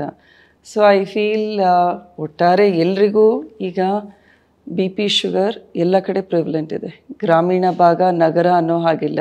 ಬಟ್ ಜನರು ಅದರ ಬಗ್ಗೆ ಹೆಚ್ಚಿನ ಕಾಳಜಿ ವಹಿಸ್ಕೋಬೇಕು. ಇದೆಲ್ಲದನ್ನು ಕೂಡ ಜನರು ಅಷ್ಟು ನೆಗ್ಲಿಜೆಂಟ್ ಇರೋದಕ್ಕೋಸ್ಕರ ನಾವು ಹೆಲ್ತ್ ಆನ್ ವೀಲ್ಸ್ ಅಂತ ಮನೆ ಬಾಗಿಲಿಗೆ ಆರೋಗ್ಯ ಸೇವೆಯನ್ನು ತೊಗೊಂಡು ಹೋಗ್ತಾ ಇದ್ದೀವಿ. ಈಗ ಒಂದು PHC ಕೂಡ 3 ಹಳ್ಳಿ 5 ಹಳ್ಳಿಗೆ ಒಂದು PHC ಇರುತ್ತೆ. ಆದ್ದರಿಂದ ಜನರು ಆ PHCಗೆ ಬಂದು ತೋರಿಸ್ಕೊಳಕ್ಕೂ ಬೇಜವಾಬ್ದಾರಿ ತೋರಿಸ್ತಾರೆ. ಅದಕ್ಕೆ ಅವ್ರ ಮನೆ ಬಾಗಿಲಿಗೆ ಹೋಗಿ ನಮ್ಮ ಇಡೀ ಟೀಮ್, ಅಲ್ಲಿ ಫಿಸಿಷಿಯನ್ ಇರ್ತಾರೆ, ಗೈನಕಾಲಜಿಸ್ಟ್ ಇರ್ತಾರೆ, ಆಮೇಲೆ ಬ್ಲಡ್ ಇನ್ವೆಸ್ಟಿಗೇಷನ್ ಮಾಡಲಿಕ್ಕೆ ಟೆಕ್ನಿಷಿಯನ್ಸ್ ಇರ್ತಾರೆ. ಸೊ ಒಂದು ಸ್ಮಾಲ್ ಮಿನಿ ಕ್ಯಾಂಪ್ ಥರ ಮಾಡಿಕೊಂಡು ಒಂದೊಂದು ಹಳ್ಳಿಗಳಲ್ಲಿ ಹೋಗಿ ಅಲ್ಲಿ ಆಶಾ ವರ್ಕರ್ಸು, ಆಮೇಲೆ ಗ್ರಾಮ ಪಂಚಾಯತ್ ಮೆಂಬರ್ಸ್ ಇರ್ತಾರೆ, ಅವ್ರಿಗೂ ಎಲ್ಲ ಕೂಡ ಇನ್ಫಾರ್ಮ್ ಮಾಡಿ 45 ವರ್ಷ ಮೇಲ್ಪಟ್ಟವರು ಎಲ್ಲರನ್ನೂ ನೀವು ಕಳಿಸ್ರಿ ಅಂತ ಹೇಳ್ತಾ ಇದ್ದೀನಿ. ಅದು ಕೂಡ ಭಾಳ ಚೆನ್ನಾಗಿ ಆಗ್ತಾಯಿದೆ. ಜೊತೆಗೆ ಟ್ರಸ್ಟ್ ಕೋವಿಡ್ ಸಂದರ್ಭದಲ್ಲಿಯೂ ಸಹ ಬಹಳಷ್ಟು ಕೆಲಸಗಳನ್ನು ಮಾಡಿದೆ ಅಂತ ಕೇಳಿದ್ವಿ. ಸಾಕಷ್ಟು ಪತ್ರಿಕೆಗಳಲ್ಲಿ ನೋಡಿದ್ದೀವಿ, ಮಾಧ್ಯಮಗಳಲ್ಲಿ ನೋಡಿದ್ದೀವಿ. ಅದ್ರ ಬಗ್ಗೆ ಏನು ಹೇಳೋದಕ್ಕೆ ಇಷ್ಟ? ಅಲ್ಲ, ಕೋವಿಡ್ ಸಿಚುವೇಶನ್ ಇಡೀ ಪ್ರಪಂಚದಲ್ಲೇ ನಮಗೆ ಯಾವ ರೀತಿ ಈ ಕಾಯಿಲೆ ಮುಂದುವರಿಯುತ್ತೆ, ಎಷ್ಟು ಜನರ ಜೀವ ಹೋಗುತ್ತೆ ಏನು ಕೂಡ ಗೊತ್ತಿರಲಿಲ್ಲ. ಒಂದು ಪ್ರೋಟೋಕಾಲು ಇರಲಿಲ್ಲ ಗೌರ್ಮೆಂಟಿಂದ ಯಾವ ರೀತಿ ನಾವು ಟ್ರೀಟ್ಮೆಂಟ್ ಕೊಡಬೇಕು ಅಂತ. ಬಟ್ ಆವಾಗ ಅಪ್ಪಾಜಿಯವ್ರ ಮನಸ್ಸಿಗೆ ಬಂದಿದ್ದೇನು ಅಂದರೆ, ಒಂದು ವ್ಯಾಕ್ಸಿನೇಷನ್ ಈ ರೀತಿ ನಮ್ಮ ಇಂಡಿಯಾದಲ್ಲೇ ಡೆವಲಪ್ ಮಾಡಿದ್ದಾರೆ, ಇದನ್ನು ನಮ್ಮ ಜನತೆಗೆ ಕೊಟ್ಟರೆ ಅವರು ಜೀವ ಉಳಿಸ್ಕೋಬೋದು ಅಂತ. ಸೊ ಅದಕ್ಕೋಸ್ಕರ ಅಪ್ಪಾಜಿಯವರು ಸುಮಾರು 6 ಕೋಟಿಯಷ್ಟು ಖರ್ಚು ಮಾಡಿ ವ್ಯಾಕ್ಸಿನೇಷನ್ ತೊಗೊಂಬಂದು ನಮ್ಮ ದಾವಣಗೆರೆ ಜನತೆಗೆ ಫ್ರೀಯಾಗಿ ಕೊಟ್ಟಿದ್ದಾರೆ. ಉಚಿತವಾಗಿ. ಇದು ಸರ್ಕಾರಕ್ಕಿಂತ ಮುಂಚೆ ಸರ್ಕಾರ ಇನ್ನು ನೆಗೋಷಿಯೇಟ್ ಮಾಡೋದ್ರಲ್ಲೇ ಇತ್ತು ರೇಟ್ಸ್ನ. ಅಪ್ಪಾಜಿ ಅವರು ಅದನ್ನು ತೊಗೊಂಡು ಬಂದು ನಾವು ಫ್ರೀಯಾಗಿ ನಮ್ಮ ಎಂಟೈರ್ ಮೆಡಿಕಲ್ ಕಾಲೇಜ್ ಟೀಮ್ ಎಲ್ಲ ಏನು ಪ್ರೋಟೋಕಾಲ್ಸ್ ಫಾಲೋ ಮಾಡಬೇಕಿತ್ತು ಅದನ್ನು ಮಾಡಿ ಜನತೆಗೆ ಫ್ರೀಯಾಗಿ ಕೊಟ್ಟಿದ್ದೀವಿ. Right, very nice. ಈಗ ಸಾಮಾನ್ಯವಾಗಿ ಕೇಳ್ತಾನೆ ನಾನು ಮಂತ್ರಮುಗ್ಧನಾಗ್ಬಿಟ್ಟೆ. ಆದರೆ ಎಲ್ಲಕ್ಕಿಂತ ಪ್ರಮುಖವಾಗಿ ನಾನು ಕೇಳಬೇಕಾಗಿರೋದು, ಈ ಹಲವು ಸೇವೆಗಳನ್ನು ತಾವು ಮಾಡ್ತಾ ಇದ್ದೀರಿ. ಕ್ಯಾನ್ಸರ್ ಮುಕ್ತ ದಾವಣಗೆರೆ ಜಿಲ್ಲೆಯನ್ನಾಗಿ ಮಾಡಬೇಕು, ಇಡೀ ದೇಶಕ್ಕೆ ಮಾದರಿಯಾಗಬೇಕು ಅಂತ. ನಿಜ, ಇದರಲ್ಲಿ ಯಾವುದು ನಿಮಗೆ ಹೆಚ್ಚು ತೃಪ್ತಿ ಕೊಟ್ಟಂಥದ್ದು ಯಾವುದು? ಅಲ್ಲ, ಎಲ್ಲ ಕಾರ್ಯಕ್ರಮಗಳು ತೃಪ್ತಿ ಕೊಡುತ್ತೆ. ಯಾಕಂದರೆ ತಾಯಿಗೆ ಎಲ್ಲ ಮಕ್ಕಳು ಕೂಡ ಅಷ್ಟೇ ಪ್ರೀತಿಕರವಾಗಿರುತ್ತೆ. ಈಗ ನಾಳೆ ನೀವು ಸಂಸತ್ ಸದಸ್ಯರಾಗ್ತೀರಿ, ಮೆಂಬರ್ ಆಫ್ ಪಾರ್ಲಿಮೆಂಟ್.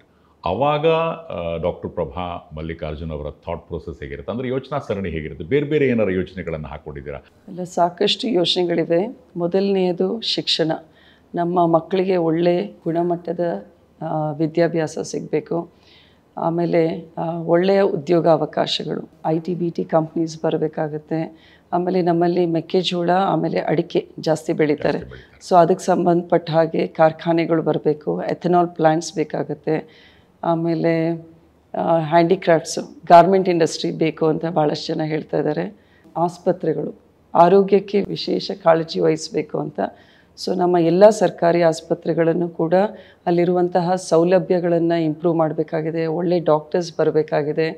ಸೊ ಇದನ್ನು ಕೂಡ ಮಾಡೋಣ ಅಂತ ಯೋಜನೆಗಳಿವೆ. ಮತ್ತು ನಮ್ಮ ರೈತರಿಗೂ ಕೂಡ ನೀರಾವರಿ ಯೋಜನೆಗಳು, ಆಮೇಲೆ ಅಪ್ಪರ್ ಭದ್ರಾ ಪ್ರಾಜೆಕ್ಟು, ಇದನ್ನೆಲ್ಲ ಕೂಡ ಅನುಷ್ಠಾನಕ್ಕೆ. ಕುಡಿಯುವ ನೀರಿನ ಸಮಸ್ಯೆಯನ್ನು ಇತ್ತೀಚಿನ ದಿನಗಳಲ್ಲಿ ಹೆಚ್ಚಾಗ್ತಿರುವಂತಹ ನಿಟ್ಟಿನಲ್ಲಿ ಏನಾದರೂ ವಿಶೇಷವಾದ ಕಾಳಜಿ ವಹಿಸಬೇಕು ಅಂತಿದ್ದೀರಾ? ಕುಡಿಯೋ ನೀರಿಗೆ ಮೇಯ್ನಾಗಿ ನಮ್ಮ ಕೆರೆಗಳನ್ನು ತುಂಬಿಸಿದ್ರೆ ಅಂತರ್ಜಲ ಮಟ್ಟ ಏರುತ್ತೆ. ಸೊ ಅದಕ್ಕೋಸ್ಕರ 22 ಕೆರೆ ಜೋಡಣೆ, ಆಮೇಲೆ 57 ಕೆರೆ ಜೋಡಣೆ, ಇದು ಕೂಡ ಅಲ್ಲೇ ಸ್ಟಾರ್ಟ್ ಆಗಿದೆ, ಇವೆರಡು ಪ್ರಾಜೆಕ್ಟ್ಸು.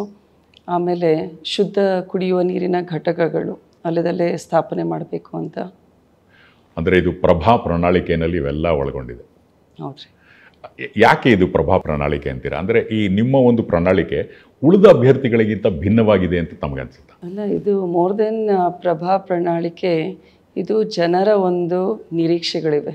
ನಮ್ಮ ಕ್ಷೇತ್ರದಲ್ಲಿ ಏನೇನು ಕೊರತೆ ಇದೆ, ಏನೇನು ಅಭಿವೃದ್ಧಿ ಮಾಡಬೇಕು ಅಂತ ನಮ್ಮ ಟೀಮ್ ಹೋಗಿ ಜನರನ್ನು ಸ್ಪಂದಿಸಿದಾಗ ಜನರು ಈ ಎಲ್ಲ ವಿಚಾರಗಳನ್ನು ನಮ್ಮ ಜೊತೆ ಹಂಚ್ಕೊಂಡಿದ್ದಾರೆ.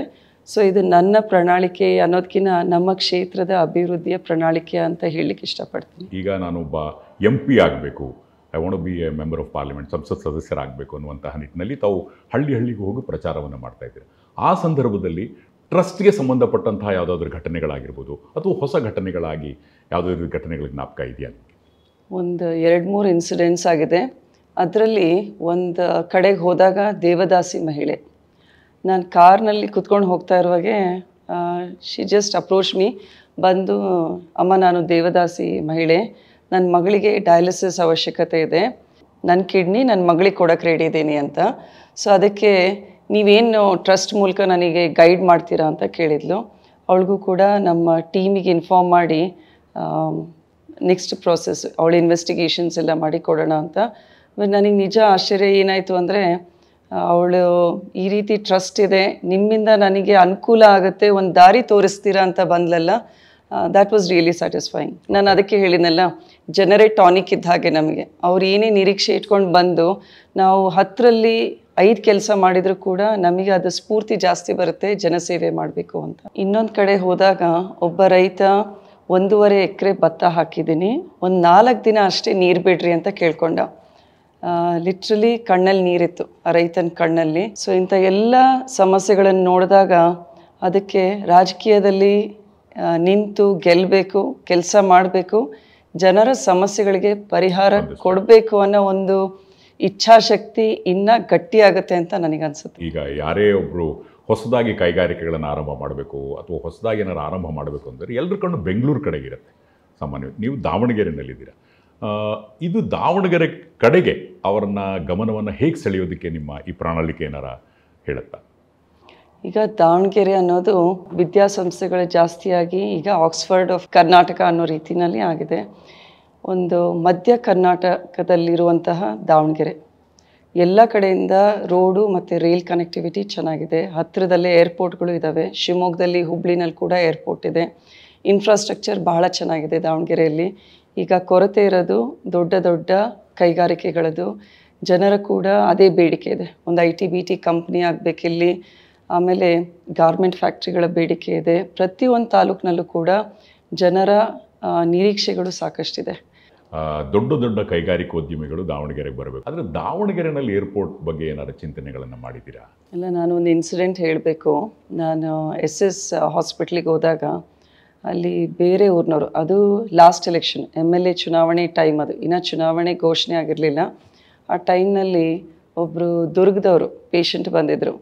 ಅವರು ನಾನು ಗಾಡಿ ಹತ್ತಿ ಹೋಗುವಾಗ, ಅಮ್ಮ ನಾವೆಲ್ಲ ಹಾರಾಡಬೇಕು ಅಂತ ಬಂದರು. ನಾನು ಹಾರಾಡಬೇಕು ಅಂದರೆ ಏನು ಅಂತ ಅಂದ್ಕೊಂಡೆ.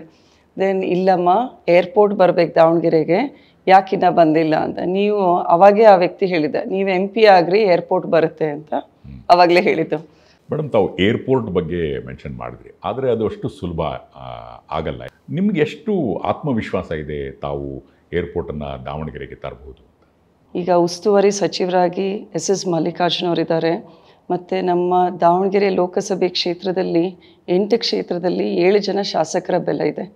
ಜೊತೆಗೆ ನಮ್ಮ ರಾಜ್ಯ ಸರ್ಕಾರ ಕೂಡ ಕಾಂಗ್ರೆಸ್ ಸರ್ಕಾರ ಇದೆ. ಸೊ ಈ ಒಳ್ಳೆ ವಾತಾವರಣದಲ್ಲಿ ಕೊರತೆ ಇರೋದು ಬರೀ ಸಂಸದರ ಕೊರತೆ ಇದೆ. ಅದು ಕೂಡ ಸಂಸದರು ಕೂಡ ಆಯ್ಕೆ ಆದರೆ ಹೆಚ್ಚಿನ ಅನುದಾನ, ನಮ್ಮ ಕೇಂದ್ರ ಸರ್ಕಾರದ ಅನುದಾನ, ರಾಜ್ಯ ಸರ್ಕಾರದ ಅನುದಾನ, ಜೊತೆಗೆ ನಮ್ಮೆಲ್ಲರ ಇಚ್ಛಾಶಕ್ತಿ ಜೊತೆಗೂಡಿ ಈ ಬಾರಿ ಅಂತೂ ಡೆಫಿನೆಟ್ಲಿ ಏರ್ಪೋರ್ಟು, ಆಮೇಲೆ ಕೈಗಾರಿಕೆಗಳು, ನೀರಾವರಿ ಯೋಜನೆಗಳು, ಆಸ್ಪತ್ರೆಗಳು, ದೊಡ್ಡ ಮಟ್ಟದಲ್ಲಿ ಒಂದು ಅಭಿವೃದ್ಧಿ ಪರ್ವವನ್ನು ದಾವಣಗೆರೆಗೆ ತೊಗೊಂಡು ಬರಬೇಕು. ಆ ನಿಟ್ಟಿನಲ್ಲಿ ನಾವೆಲ್ಲರೂ ಕೂಡ ಪ್ರಾಮಾಣಿಕವಾಗಿ ಕೆಲಸ ಮಾಡ್ತೀವಿ. ಸಂಸದಳಾಗಿ ನಮ್ಮ ಜನರು ನನ್ನನ್ನು ಆಯ್ಕೆ ಮಾಡಿದರೆ ಏರ್ಪೋರ್ಟ್ ತರೋದ್ರಲ್ಲಿ ನಾನು ಕೂಡ ಪ್ರಾಮಾಣಿಕಳಾಗಿ ಪ್ರಯತ್ನ ಮಾಡ್ತೀನಿ. ಜೊತೆಗೆ ವಿಶೇಷವಾಗಿ ಮಹಿಳೆಯರ ಬಗ್ಗೆ ಯಾವ ರೀತಿಯಾದಂತಹ ಚಿಂತನೆ ನಿಮ್ಮಲ್ಲಿದೆ ನಿಮ್ಮ ಪ್ರಭಾ ಪ್ರಣಾಳಿಕೆಯಲ್ಲಿ? ಮಹಿಳೆ ಕುಟುಂಬದ ಆಧಾರ ಸ್ತಂಭ. ತನ್ನ ಎಲ್ಲ ಜವಾಬ್ದಾರಿಯನ್ನು ನಿಭಾಯಿಸೋದ್ರಲ್ಲೇ ತನ್ನ ಆರೋಗ್ಯದ ಬಗ್ಗೆ ಕಡಿಮೆ ಗಮನ ಕೊಡ್ತಾಳವಳು. ಆದ್ದರಿಂದ ನಮ್ಮ ಮಹಿಳೆಯರಿಗೆ ಆರೋಗ್ಯದ ಬಗ್ಗೆ ಜಾಗೃತಿ ಮೂಡಿಸುವಂತಹ ಕಾರ್ಯಕ್ರಮಗಳನ್ನು ಪ್ರತಿಯೊಂದು ಗ್ರಾಮ ಪಂಚಾಯತ್ ಮಟ್ಟದಲ್ಲಿ ಮಾಡಬೇಕು ಅಂದ್ಕೊಂಡಿದ್ದೀನಿ. ಈಗ ರಕ್ತಹೀನತೆ ಸಾಕಷ್ಟು ಪ್ರಮಾಣದಲ್ಲಿದೆ, ಅನೀಮಿಯಾ ಬಗ್ಗೆ, ಅದ್ರ ಬಗ್ಗೆ ಕೂಡ ಅದೊಂದು ವಿಷಯ ಸೈಕಲ್ ಆಗಿಬಿಟ್ಟಿದೆ. ಅದು ಸ್ಟಾರ್ಟ್ ಆಗೋದು ಗರ್ಭಿಣಿ ಸ್ತ್ರೀಯಿಂದ, ಹುಟ್ಟೋ ಮಗುಗೆ, ನಂತರ ಒಂದು ಹದಿಹರೆಯದ ಮಕ್ಕಳು, ಮತ್ತು ಅವಳು ಕೂಡ ಬೇಗ ಮದುವೆ ಆಗೋದು, 18 ವರ್ಷಕ್ಕೆ ಮದುವೆ ಮಾಡ್ತಾರೆ. ಸೊ ಅದು ಒಂದು ವಿಷಯ ಸೈಕಲ್ ಆಗಿದೆ. ಮಗು ಕೂಡ, ಹುಟ್ಟೋ ಮಗು ಕೂಡ ಕಡಿಮೆ ತೂಕದಿರುತ್ತೆ, ಡೆತ್ ಆಗೋ ಚಾನ್ಸಸ್ ಇರುತ್ತೆ, ಪ್ರೀಟರ್ಮ್ ಲೇಬರ್ ಆಗೋ ಚಾನ್ಸಸ್ ಇರುತ್ತೆ. ಸೊ ಇದು ಎಲ್ಲದಕ್ಕೂ ಕೂಡ ಆರೋಗ್ಯಕರ ಜೀವನ ಶೈಲಿ ಮತ್ತು ರಕ್ತಹೀನತೆ ಬಗ್ಗೆ ಹೆಚ್ಚು ಒತ್ತು ಕೊಟ್ಟು ಮಾಡಿದರೆ ಸರ್ಕಾರದಲ್ಲಿ ಎಲ್ಲ ಕಾರ್ಯಕ್ರಮಗಳಿವೆ, ಬಟ್ ಅದು ಕೊರತೆ ಇರೋದು ಇಂಪ್ಲಿಮೆಂಟೇಷನ್. ಅದನ್ನು ಅಲ್ಲೇದಲ್ಲೇ ಒತ್ತು ಕೊಟ್ಟು ಜನರ ಆರೋಗ್ಯ ಅವರ ಕೈಯಲ್ಲಿರಬೇಕು ಅನ್ನೋ ನಿಟ್ಟಿನಲ್ಲಿ ಕೆಲಸ ಮಾಡಬೇಕು ಅಂದ್ಕೊಂಡಿದ್ದೀನಿ. ಮತ್ತು ಸಾಕಷ್ಟು ಜನ ಮಹಿಳೆಯರು ಸ್ವಸಹಾಯ ಸಂಘಗಳಿರ್ತವೆ, ಅವ್ರಿಗೂ ಕೂಡ ಈಸಿ ಲೋನ್ ಕೂಡ ಒಂದು ಅವೈಲಬಿಲಿಟಿ ಮಾಡೋಣ ಅಂತ. ಮತ್ತು ಮನೆಯಲ್ಲೂ ಕೂಡ ರೊಟ್ಟಿ ಚಟ್ನಿ ಪುಡಿ ಮಾಡೋರು ಭಾಳ ಜನ ಇದ್ದಾರೆ. ಸೊ ಅವ್ರಿಗೂ ಕೂಡ ಒಂದು ಜಾಗ ಕೇಳ್ತಾರೆ ಕೆಲವರು. ನಾವೊಂದು 10 ಜನ ಸೇರ್ಕೊಂಡು ಏನೋ ಮಾಡಬೇಕು ಅಂದ್ಕೊಂಡಿದ್ದೀವಿ. ಅಥವಾ ಇಲ್ಲಿ ತಾಂಡಗಳಲ್ಲಿ ಅವರು ಕರಕುಶಲತೆ ಎಷ್ಟು ಚೆನ್ನಾಗಿ ಮಾಡ್ತಾರೆ ಅದನ್ನು. ಸೊ ಅದಕ್ಕೆ ಒಂದು ಸೌಲಭ್ಯಗಳು, ಮೇ ಬಿ ಆನ್ಲೈನ್ ಪ್ಲ್ಯಾಟ್ಫಾರ್ಮ್ಸ್ ಕೊಡ್ಬೋದು, ಅಥವಾ ಒಂದು ಕಟ್ಟಡ ಕಟ್ಟೋದು, ಅವರಲ್ಲಿ ಕುತ್ಕೊಂಡು ಒಂದು 50 ಜನ 100 ಜನ ಕೆಲಸ ಮಾಡ್ತಾರೆ ಅಂದರೆ ಅದಕ್ಕೆ ಪ್ರೋತ್ಸಾಹ ಕೊಡೋದು, ಮತ್ತು ಒಂದು ಮಾರ್ಕೆಟಿಂಗ್ ಮಾಡಲಿಕ್ಕೂ ಕೂಡ ಹೆಲ್ಪ್ ಮಾಡೋಣ ಅಂದ್ಕೊಂಡಿದ್ದೀವಿ. ಸೊ ಒಟ್ಟಾರೆ ನಮ್ಮ ಇಡೀ ದಾವಣಗೆರೆ ಕ್ಷೇತ್ರದ ಏನು ಸಂಪನ್ಮೂಲಗಳಿವೆ ಅದಕ್ಕೆ ಪ್ರೋತ್ಸಾಹ ಕೊಡಲಿಕ್ಕೆ ನಾನು ಪ್ರಾಮಾಣಿಕವಾಗಿ ಕೆಲಸ ಮಾಡ್ತೀನಿ. ಜೊತೆಗೆ ಇನ್ನು ಯುವಕ ಯುವತಿಯರಲ್ಲಿ ಈಗ ಕಾಲೇಜಿನಲ್ಲಿರ್ತಕ್ಕಂಥವರು ಸಹ ಈ ಸ್ಪರ್ಧಾತ್ಮಕ ಪರೀಕ್ಷೆಗಳಲ್ಲಿ ಯಾವ ರೀತಿ ಅವರು ಮಾಡ್ಕೋಬೋದು? ನಮ್ಮ ಜಿಲ್ಲೆಯಲ್ಲಿರುವಂತಹ ಮಕ್ಕಳಿಗೆ ನಾವು ಸರಿಯಾದ ಒಂದು ಕೋಚಿಂಗ್ ಸೆಂಟರ್ಸ್ ಕೊಡಬೇಕಾಗುತ್ತೆ. ವೆರೆನ್ ಫ್ರೀಯಾಗಿ ಅವರಿಗೆ IAS IPS ಕೋಚಿಂಗ್ ಅಂತೆ, CET ನೀಟ್ ಎಂಟ್ರೆನ್ಸಿಗೆ ಪ್ರಿಪೇರ್ ಮಾಡಲಿಕ್ಕೆ ಕೋಚಿಂಗ್ ಸೆಂಟರ್ಸ್ ಅಲ್ಲೇದಲ್ಲೇ ಅಟ್ಲೀಸ್ಟ್ ನಗರಗಳಲ್ಲಿ, ದೊಡ್ಡ ದೊಡ್ಡ ನಗರಗಳಲ್ಲಿ ಮಾಡಿ ಅದಕ್ಕೆ ಸರಿಯಾಗಿ ವಸತಿ ಶಾಲೆಗಳಾಗಬೇಕಾಗಿದೆ. ಇದೆಲ್ಲ ಮಾಡಬೇಕು ಅನ್ನೋ ಯೋಚನೆ ಇದೆ. ಮೇಡಮ್, ಮತ್ತೊಂದು ಪ್ರಮುಖವಾಗಿರ್ತಕ್ಕಂಥ ಅಂಶ, ಜಿಲ್ಲೆಯ ಸಾಂಸ್ಕೃತಿಕ ಹಿರಿಮೆ ಗರಿಮೆ ಬಹಳ ದೊಡ್ಡದಿದೆ. ಈ ಹಿನ್ನೆಲೆಯಲ್ಲಿ ತಾವೇನಾದರೂ ಸಂಸತ್ ಸದಸ್ಯರಾದರೆ ಯೋಚನೆ ಮಾಡಿದ್ದೀರಾ? ಈಗ ದಾವಣಗೆರೆಯಲ್ಲಿ ಡ್ರಾಮಾ ಕಂಪ್ನಿಗೆ ಭಾಳ ಫೇಮಸ್ ಇತ್ತು. ನಾನು ಕೂಡ ಕಕ್ಕರಗೊಳದಲ್ಲಿ ಪ್ರತಿಯೊಂದು ಜಾತ್ರೆಗೆ ಎಲ್ಲ ಹೋದಾಗ ತಪ್ಪದೆ ಡ್ರಾಮಾ ನೋಡಲೇಬೇಕಿತ್ತು. ಬಟ್ ಈಗ ಅದು ಕಡಿಮೆ ಆಗ್ತಾ ಬಂದಿದೆ. ಆದ್ದರಿಂದ ಇದು ಕೂಡ ಎನ್ಕರೇಜ್ ಮಾಡಬೇಕು ಅಂತ. ಜೊತೆಗೆ ನಮ್ಮ ಗ್ಲಾಸ್ ಹೌಸು ಇಡೀ ಏಷ್ಯಾದಲ್ಲೇ ನಂಬರ್ 1 ಗ್ಲಾಸ್ ಹೌಸ್ ಇದೆ. ಅಲ್ಲಿ ಕೂಡ ನಾವು ನಮ್ಮ ಸಾಂಸ್ಕೃತಿಕ ಕಾರ್ಯಕ್ರಮಗಳು, ಡೊಳ್ಳು ಕುಣಿತ, ಆಮೇಲೆ ಕೋಲಾಟ ಅಂತೆ, ವೀರಗಾಸೆ, ತಾಂಡ ಹೆಣ್ಮಕ್ಳದ್ದು ಒಂದು ಡ್ಯಾನ್ಸ್ ಇರುತ್ತೆ, ವಿಶೇಷ ಡ್ಯಾನ್ಸು. ನೆಕ್ಸ್ಟ್ ಸಂಸದರಾಗಿ ಆಯ್ಕೆ ಆದಮೇಲೆ ನಮ್ಮ ಇಡೀ 8 ಕ್ಷೇತ್ರದಲ್ಲಿರುವಂತಹ ಕಲೆಗಳ ಬಗ್ಗೆ, ನಮ್ಮ ಸಂಸ್ಕೃತಿ ಬಗ್ಗೆ ಹೆಚ್ಚಿನ ಒತ್ತು ಕೊಟ್ಟು ಅಲ್ಲದಲ್ಲೇ ಪಾಕೆಟ್ಸ್ನಲ್ಲಿ ನಗರಗಳಲ್ಲಿ ಪ್ರದರ್ಶನ ಮಾಡಿ ಅದಕ್ಕೂ ಕೂಡ ಉತ್ತೇಜನ ಕೊಡಬೇಕು ಅಂತ ನನ್ನ ಆಸೆ ಇದೆ. ಮೇಡಮ್, ಮತ್ತೊಂದು ಪ್ರಮುಖವಾಗಿರ್ತಕ್ಕಂಥ ಪ್ರಶ್ನೆ ಅಂದರೆ ದಾವಣಗೆರೆ ಅಂತ ಹೆಸರು ಬಂದ ತಕ್ಷಣ ಎಲ್ರಿಗೂ ಬರೋದು ಖಾರ ಮಂಡಕ್ಕಿ, ಬೆಣ್ಣೆ ದೋಸೆ. ಆದರೆ ಇಲ್ಲಿ ಪ್ರವಾಸ ಮಾಡೋದಕ್ಕೆ ಏನಿದೆಯಪ್ಪ, ದಾವಣಗೆರೆಯಲ್ಲಿರ್ತಕ್ಕಂಥ ಪ್ರವಾಸೋದ್ಯಮ ಸ್ಥಳಗಳು, ಈ ಪ್ರವಾಸೋದ್ಯಮದ ಕಡೆಗೆ ತಾವೇನಾದರೂ ಯೋಚನೆ ಮಾಡಿದ್ದೀರಾ? ಅಲ್ಲ, ಸಾಕಷ್ಟು ಆಪರ್ಚುನಿಟೀಸ್ ಇದೆ ದಾವಣಗೆರೆಯಲ್ಲಿ. ಮೊದಲನೆಯದಾಗಿ ನಮ್ಮ ಗ್ಲಾಸ್ ಹೌಸು ಮತ್ತು ಕುಂದವಾಡ ಕೆರೆ, ಅಲ್ಲೂ ಕೂಡ ಮೈಗ್ರೇಟ್ರಿ ಬರ್ಡ್ಸ್ ಸಾಕಷ್ಟು ಬರ್ತಾರೆ. ಸೊ ಈ ಒಟ್ಟಾರೆ ಈ ಇಡೀ ಕ್ಷೇತ್ರವನ್ನು ಪ್ರವಾಸೋದ್ಯಮಕ್ಕೆ ಹೆಚ್ಚಿನ ಒತ್ತು ಕೊಟ್ಟು ಮಾಡಬೇಕು ಅಂತ ಒಂದು ಕಲ್ಪನೆ ಇದೆ.